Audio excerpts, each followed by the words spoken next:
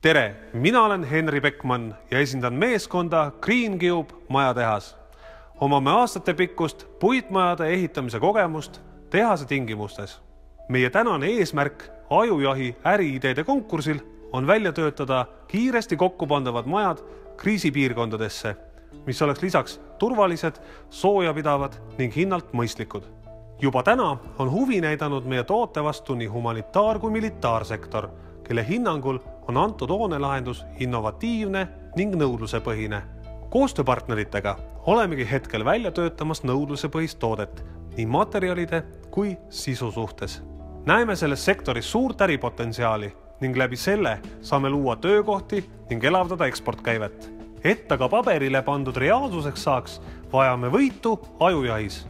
Rohkem infot maja kohta greencube.ee. Mina olen Henri Beckmann, tänan!